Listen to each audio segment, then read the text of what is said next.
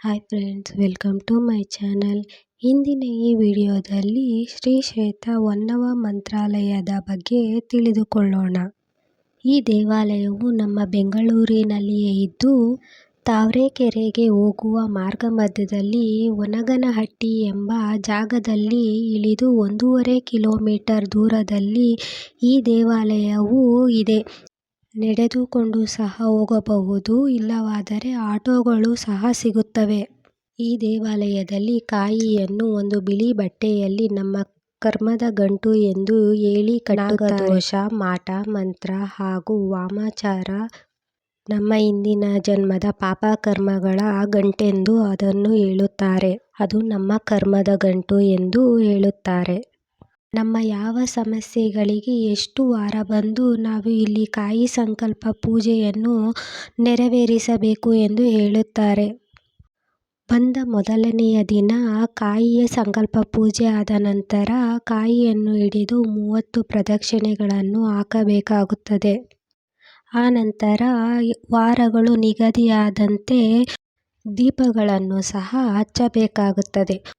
9 ವಾರಗಳು ನಿಗದಿಯಾದರೆ ಪ್ರತಿ ವಾರವೂ 9 ದೀಪಗಳನ್ನು ಹಚ್ಚಬೇಕಾಗುತ್ತದೆ. 21 ವಾರಗಳು ನಿಗದಿಯಾದರೆ ಪ್ರತಿ ವಾರವೂ 21 ದೀಪಗಳನ್ನು ಹಚ್ಚಬೇಕಾಗುತ್ತದೆ. ಸಂಕಲ್ಪ ಮಾಡಿದ ಕಾಯಿಯನ್ನು ಯಾವುದೇ ಕಾರಣಕ್ಕೂ ಮನೆಗೆ ತರುವಂತಿಲ್ಲ, ದೇವಾಲಯದಲ್ಲಿ ಕಟ್ಟಿ ಬರಬೇಕಾಗುತ್ತದೆ. ಮುಂದಿನ ವಾರ ನಾವು ದೇವಸ್ಥಾನಕ್ಕೆ ಹೋದಾಗ ಆ ಕಾಯಿಯನ್ನು ಬಿಚ್ಚಿ 30 ಪ್ರದಕ್ಷಿಣೆಗಳನ್ನು ಹಾಕಿ ದೀಪವನ್ನು ಹಚ್ಚಿ ಬರಬೇಕು. ಈ ರೀತಿಯಾಗಿ ನಿಗದಿಪಡಿಸಿದ ವಾರಗಳನ್ನು ಸಂಪೂರ್ಣವಾಗಿ ಮುಗಿಸಬೇಕಾಗುತ್ತದೆ.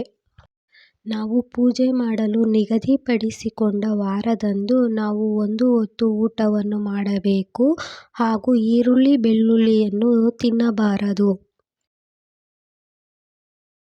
ಈ ದೇವಾಲಯಕ್ಕೆ ಹೊನ್ನವ ಮಂತ್ರಾಲಯ ಎಂದು ಹೆಸರು ಬರಲು ಕಾರಣವೇನೆಂದರೆ, ಇಲ್ಲಿ ಪ್ರಧಾನ ಅರ್ಚಕರಾದಂತಹ ನರಸಿಂಹ ಜೋಶಿ ಆಚಾರ್ಯರ ಕನಸಿನಲ್ಲಿ ಬಂದು ಹೊನ್ನವ ಮಂತ್ರಾಲಯ ಎಂದು ನಾಮಕರಣ ಮಾಡಿ ಇಲ್ಲಿ ಪಂಚಮುಖಿ ಆಂಜನೇಯನನ್ನು ಪ್ರತಿಷ್ಠಾಪಿಸು ಎಂದು ಹೇಳಿದೆಯಂತೆ.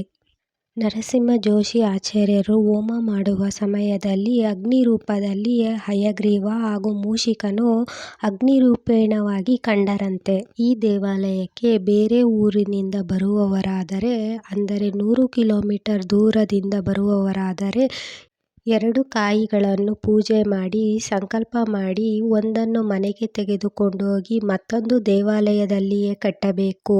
ಆ ನಂತರ 3 ವಾರದ ಒಳಗಾಗಿ ಬಂದು 21 ಪ್ರದಕ್ಷಿಣೆ, 21 ದೀಪವನ್ನು ಹಚ್ಚಿ ಸೇವೆಯನ್ನು ಮುಗಿಸಬೇಕು, ಪೂಜೆಯನ್ನು ಮುಗಿಸಬೇಕು.